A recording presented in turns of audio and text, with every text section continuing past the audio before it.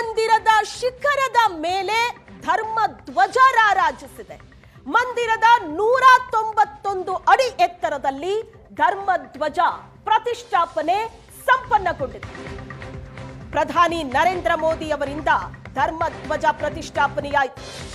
ಮಂದಿರದ 191 ಅಡಿ ಎತ್ತರದಲ್ಲಿ ಧರ್ಮ ಧ್ವಜ ಪ್ರತಿಷ್ಠಾಪನೆಯಾಗಿದೆ ಪ್ರಧಾನಿ ನರೇಂದ್ರ ಮೋದಿ ಅವರಿಂದ. ಅಯೋಧ್ಯೆ ರಾಮ ಮಂದಿರದ ಶಿಖರದ ಮೇಲೆ ಧರ್ಮ ಧ್ವಜ ಈಗ ರಾರಾಜಿಸ್ತಾ ಇದೆ.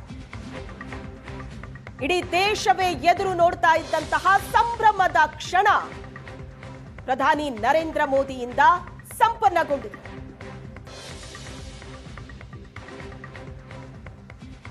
ಧ್ವಜಾರೋಹಣದ ನಂತರ ಪ್ರಧಾನಿ ನರೇಂದ್ರ ಮೋದಿ ಮಾತಾಡಿದರು. 500 ವರ್ಷಗಳ ಕಾಯುವಿಕೆ, ದಶಕಗಳ ಹೋರಾಟ, ಅಯೋಧ್ಯೆಯಲ್ಲಿ ರಾಮ ಮಂದಿರ ತಲೆ ಎತ್ತಿ ನಿಂತಿದೆ. ರಾಮ ಮಂದಿರ ನಿರ್ಮಾಣ ಕಾರ್ಯ ಪೂರ್ಣಗೊಂಡಿದ್ದು ಇವತ್ತು ಪ್ರಧಾನಿ ನರೇಂದ್ರ ಮೋದಿ ಧರ್ಮ ಧ್ವಜಾರೋಹಣವನ್ನ ನೆರವೇರಿಸಿದರು.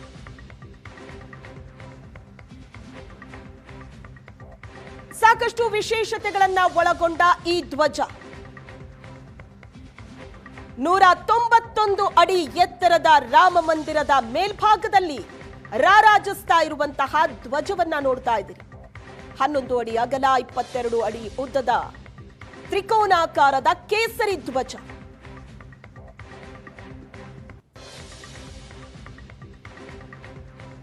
ಈ ಧರ್ಮ ಧ್ವಜದಲ್ಲಿ ಚಿಹ್ನೆಗಳಿದೆ. ಇರುವಂತ ಪ್ರತಿ ಚಿಹ್ನೆಗೂ ಒಂದು ವಿಶೇಷವಾದ ಅರ್ಥ ಇದೆ. ಓಂ ಚಿಹ್ನೆ ಇದೆ, ಸೂರ್ಯ ದೇವರ ಚಿತ್ರ ಇದೆ. ದೃಶ್ಯದಲ್ಲಿ ನೋಡ್ತಾ ಇದೆ.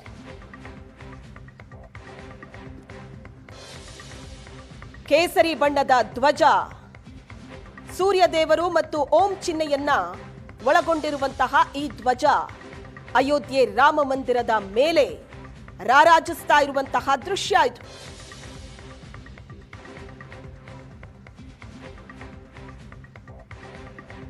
ಇಂಥದೊಂದು ಐತಿಹಾಸಿಕ ಕ್ಷಣಕ್ಕೆ ಇಡೀ ದೇಶ ಸಾಕ್ಷಿಯಾಗಿದೆ.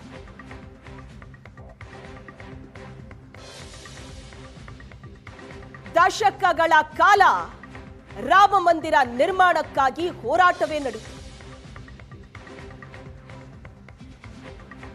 ರಾಮ ಮಂದಿರ ಅಯೋಧ್ಯೆಯ ಈ ಸ್ಥಳದಲ್ಲಿ ನಿರ್ಮಾಣ ಆಗಬೇಕು ಅನ್ನೋದು ಕೋಟ್ಯಾಂತರ ಭಕ್ತರ ಕನಸಾಗಿತ್ತು. ಕನಸು ನನಸಾಗಿದೆ.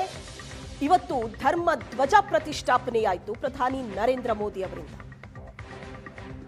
ದೃಶ್ಯದಲ್ಲಿ ನೋಡ್ತಾ ಇದೆ. ಸಪ್ತ ಮಂದಿರಕ್ಕೆ ಪೂಜೆಯನ್ನ ಸಲ್ಲಿಸಿದ್ರು ಪ್ರಧಾನಿ ನರೇಂದ್ರ ಮೋದಿ. ಅನ್ನಪೂರ್ಣ ಮಂದಿರ, ಶೇಷಾವತಾರ್ ಮಂದಿರ, ಅನಂತರ ರಾಮ ಮಂದಿರದಲ್ಲೂ ಪೂಜೆಯನ್ನ ಸಲ್ಲಿಸಿದ್ರು. ಧ್ವಜ ಪೂಜೆಯನ್ನ ನೆರವೇರಿಸಿದ್ರು. ಅದಾದ ನಂತರ ಧ್ವಜ ಪ್ರತಿಷ್ಠಾಪನೆ ನೆರವೇರಿತು.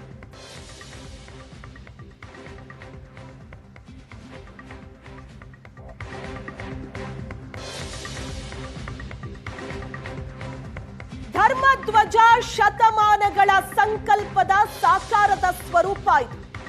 ಕೋಟಿ ಕೋಟಿ ರಾಮ ಭಕ್ತರು ಸಂಕಲ್ಪ ಸಾಕಾರಕ್ಕೆ ಸಾಕ್ಷಿಯಾಗಿದ್ದಾರೆ. ಧರ್ಮಧ್ವಜ ಪ್ರತಿಷ್ಠಾಪನೆಯ ನಂತರ ಪ್ರಧಾನಿ ಮೋದಿ ಆಡಿದಂತ ಮಾತಿದು. उस यज्ञ की पूर्णाहुति है जिसकी अग्नि 500 वर्ष तक प्रज्वलित रही. जो यज्ञ एक पल भी आस्था से डिगा नहीं, एक पल भी विश्वास से टूटा नहीं. आज भगवान श्री राम के गर्भगृह की अनंत ऊर्जा, श्री राम परिवार का दिव्य प्रताप इस धर्म ध्वजा के रूप में इस दिव्यतम भव्यतम मंदिर में प्रतिष्ठापित हुआ है.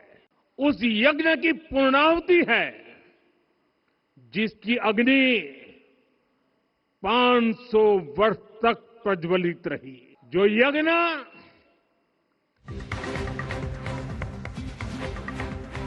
ರಾಮನಿಗೆ ವ್ಯಕ್ತಿಯ ಕುಲ ಮುಖ್ಯವಲ್ಲ, ವ್ಯಕ್ತಿಯ ಭಕ್ತಿ ಮುಖ್ಯ.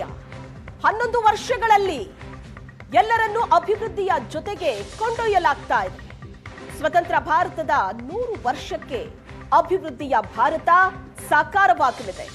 2047ಕ್ಕೆ ಅಭಿವೃದ್ಧಿಯ ಭಾರತ ಸಾಕಾರವಾಗಲಿದೆ ಅಂತ ಮೋದಿ ತಮ್ಮ ಭಾಷಣದಲ್ಲಿ ಹೇಳಿದರು.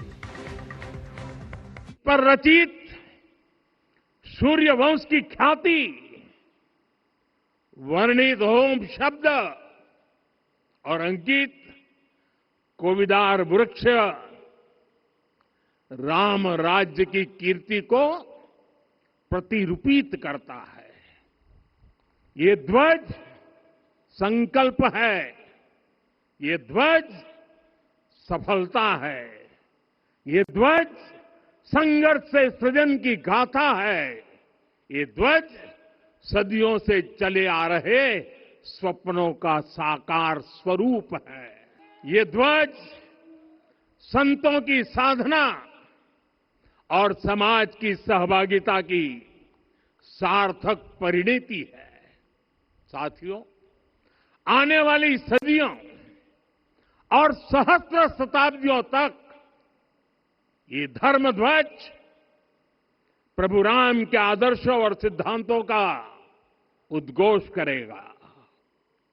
ये धर्म ध्वज आह्वान करेगा, सत्यमेव जयते नानृतम, यानी जीत सत्य की ही होती है, असत्य की नहीं. ये धर्म ध्वज उद्घोष करेगा, सत्यम एक पदम ब्रह्म सत्य धर्म प्रतिष्ठितः, अर्थात सत्य ही ब्रह्म का स्वरूप है, सत्य में ही धर्म स्थापित है.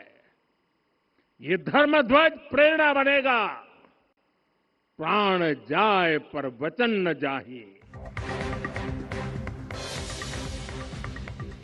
ಮೆಕಾಲೆ ಎಂಬಾತ ಭಾರತದಲ್ಲಿ ಮಾನಸಿಕ ಗುಲಾಮಗಿರಿಯ ಬೀಜ ಬಿತ್ತಿದ್ದ. 200 ವರ್ಷಗಳ ಮೆಕಾಲೆಯ ಶಿಕ್ಷಣ ಪದ್ಧತಿಯಿಂದ ದೇಶ ಹೊರಗಡೆ ಬಂದಿದೆ. ರಾಮ ಮಂದಿರ ಧ್ವಜಾರೋಹಣದ ಬಳಿಕ ಪ್ರಧಾನಿ ಮೋದಿ ಕೊಟ್ಟಂತ ಹೇಳಿಕೆ, ಗುಲಾಮಿ ಮನಸ್ಥಿತಿ ಶ್ರೀರಾಮ ಕಾಲ್ಪನಿಕ ಅಂತ ಘೋಷಿಸಲಾಗಿತ್ತು. ಗುಲಾಮಿ ಮಾನಸಿಕತೆ ರಾಮತ್ವವನ್ನ ನಿರ್ಲಕ್ಷಿಸಿತ್ತು ಅಂತ ಪ್ರಧಾನಿ ಮೋದಿ ಹೇಳಿಕೆ ಕೊಟ್ಟಿದ್ದಾರೆ. ಭಾರತದ ಪ್ರತಿ ಕಣಕಣದಲ್ಲೂ ಶ್ರೀರಾಮ ಇದ್ದಾನೆ. ನಮ್ಮಲ್ಲಿನ ಗುಲಾಮಿ ಮನಸ್ಥಿತಿಯನ್ನ ನಾವು ತೊಡೆದು ಹಾಕಬೇಕು. ನಮಗೆ ಸ್ವಾತಂತ್ರ್ಯ ಸಿಕ್ಕಿತ್ತು, ಗುಲಾಮಿ ಮನಸ್ಥಿತಿಯಿಂದ ಮುಕ್ತಿ ಸಿಕ್ಕಿರಲಿಲ್ಲ. ಈಗ ಭಾರತವು ಗುಲಾಮಿ ಮನಸ್ಥಿತಿಯಿಂದ ಮುಕ್ತವಾಗಿದೆ ಅಂತ ಪ್ರಧಾನಿ ಮೋದಿ ಹೇಳಿದ್ದಾರೆ. देश को आगे बढ़ना है तो अपनी विरासत पर गर्व करना होगा. साथियों, अपनी विरासत पर गर्व के साथ साथ एक और बात भी महत्वपूर्ण है, और वो है गुलामी की मानसिकता से पूरी तरह मुक्ति. आज से 190 साल पहले 190 साल पहले साल 1835 में 1835 में मैकाले नाम के एक अंग्रेज ने भारत को अपनी जड़ों से उखाड़ने के बीज बोए थे. मैकाले ने भारत में मानसिक गुलामी की नींव रखी थी. 10 साल बाद यानी 2035 में उस अपवित्र घटना को 200 वर्ष पूरे हो रहे हैं. कुछ दिन पहले मैंने एक कार्यक्रम में आग्रह किया था कि हमें आने वाले 10 वर्षों तक उस 10 वर्षों का लक्ष्य लेकर चलना है कि भारत को गुलामी की मानसिकता से मुक्त करके रहेंगे. साथियों, सबसे बड़ा दुर्भाग्य यह है कि मैकाले ने जो कुछ सोचा था उसका प्रभाव कहीं व्यापक हुआ. हमें आजादी मिली, लेकिन हीन भावना से मुक्ति नहीं मिली। हमारे यहां एक विकार आ गया कि विदेश की हर चीज, हर व्यवस्था अच्छी है और जो हमारी अपनी चीजें हैं उनमें खोट ही खोट है। साथियों, गुलामी की यही मानसिकता है जिसने लगातार यह स्थापित किया। हमने विदेशों से लोकतंत्र लिया। कहा गया कि हमारा संविधान भी विदेश से प्रेरित है, जबकि सच ये है कि भारत लोकतंत्र की जननी है, मदर ऑफ डेमोक्रेसी है। लोकतंत्र हमारे डीएनए में है। साथियों, अगर आप तमिलनाडु जाएंगे तो तमिलनाडु के उत्तरी हिस्से में उत्तिरमेरूर गांव है। वहां हजारों वर्ष पहले का एक शिलालेख है। उसमें बताया गया है कि उस कालखंड में भी कैसे लोकतांत्रिक तरीके से शासन व्यवस्था चलती थी, लोग कैसे सरकार चुनते थे। लेकिन हमारे यहां तो मैग्ना कार्टा की प्रशंसा का ही चलन रहा। हमारे यहां भगवान बसवन्ना, उनके अनुभव मंटपा की जानकारी भी सीमित रखी गई। अनुभव मंटपा यानी जहां सामाजिक, धार्मिक और आर्थिक विषयों पर सार्वजनिक बहस होती थी, जहां सामूहिक सहमति से निर्णय लिए जाते थे। लेकिन गुलामी की मानसिकता के कारण इस भारत की कितनी ही पीढ़ियों को इस जानकारी से भी वंचित रखा गया। साथियों, हमारी व्यवस्था के हर कोने में